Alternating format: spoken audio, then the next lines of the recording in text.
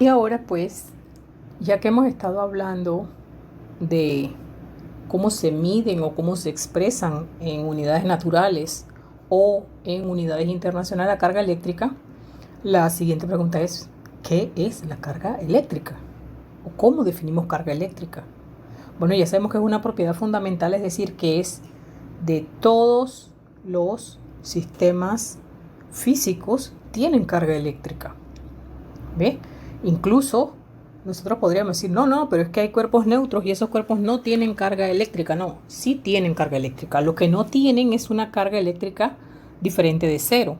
Pero es que recuérdese que en física el cero, y también en la matemática ordinariamente, el cero no necesariamente significa que no hay, sino que significa, sobre todo en el caso de la física, que hay aportes contrarios de igual magnitud, pero de signo contrario. Y en este caso, la carga eléctrica que se va a definir como el exceso en partículas eléctricas, vaya a ser de electrones o vaya a ser de protones en un átomo, eso es un cuerpo cargado. Entonces nos vamos a referir a que normalmente la materia es neutra, es decir, que tiene tanta cantidad de carga positiva como igual cantidad de carga negativa, pero que para modificar esa propiedad hay tres formas básicas de producir una diferencia entre el número de cargas positivas y negativas que tenga un cuerpo. Así que vamos hacia allá y es lo que vamos a estar viendo hoy. Existen tres formas básicas de modificar la carga neta de un cuerpo electrizado, ¿verdad? Y estas tienen tres nombres comunes, pero también tienen tres nombres desde el punto de vista de física y de lo que se los fenómenos relacionados. Por ejemplo, tenemos la electrización por frotamiento, que también se va a llamar electrización por fricción. Tenemos la electrización por contacto, que también se va a llamar electrización por conducción.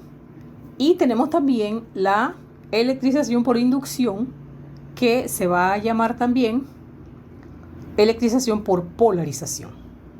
En todos estos mecanismos está presente el principio de conservación de la carga, que es igualito al de conservación de la masa, porque ya hemos visto con anterioridad que transporte de carga es transporte de materia. No tenemos tal cosa como que se va un electrón porque se va una carga negativa, pero no se está yendo masa. Sí se está yendo masa porque vimos que el electrón tiene su propia masa, ¿sí? Así es que recordemos que igual que la masa ni se crea ni se destruye, la carga tampoco, ¿ya? La carga lo único que ocurre es que va a transferirse de un cuerpo a otro. El primer caso que mencionamos, que es el de electrización por frotamiento, es el que se debe a las fuerzas de fricción. Las fuerzas de fricción son en realidad de naturaleza electrostática, pero cómo se llegó a ellas o a una determinación experimental o fenomenológica de la fricción en el campo de la mecánica, pues siempre tenemos como la concepción de pensar simplemente que es una fuerza de naturaleza mecánica, pero no, ella es una fuerza de naturaleza electrostática. Y cuando nosotros electrizamos los cuerpos por fricción, el que es menos conductor saca electrones de capas exteriores de los átomos del otro cuerpo, es decir, las atrae hacia sí, quedando cargado negativamente, porque transporte de carga, que en este caso son los electrones, los fenómenos eléctricos tienen que ver con cedencia o captura de electrones, no con protones. Si los protones están en el núcleo, es muy difícil sacarlo de allí, habría que hacer uso de fuerzas nucleares, que son mucho más intensas, aunque de menor radio de acción. Así que lo que quería decirles es que el otro cuerpo queda, el que pierde los electrones queda cargado positivamente y el que los gana queda cargado negativamente. Esta es la acción por frotamiento.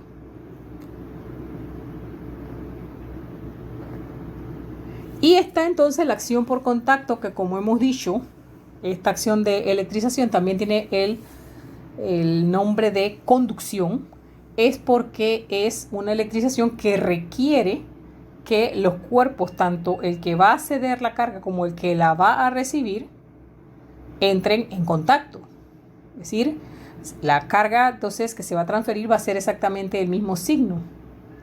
Si hay un cuerpo que ya tenía exceso de electrones, y por lo tanto se reconoce como un cuerpo de carga negativa, le va a traspasar esa carga negativa al otro cuerpo, que en ese momento o está neutro o tiene carencia de electrones comparativamente con el otro, por lo tanto estaría cargado positivamente y por atracción estaría atrayendo los electrones de ese otro cuerpo, quedando los dos con igual signo de carga. Pero lo que estoy diciendo, en la conducción se está transfiriendo electrones y ambos cuerpos tendrían entonces el mismo signo de carga. Y finalmente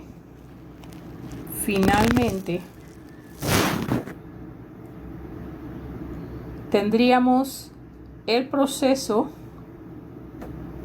de electrización por inducción, que físicamente le llamamos también proceso por polarización de cargas. ¿Qué es lo que se está dando?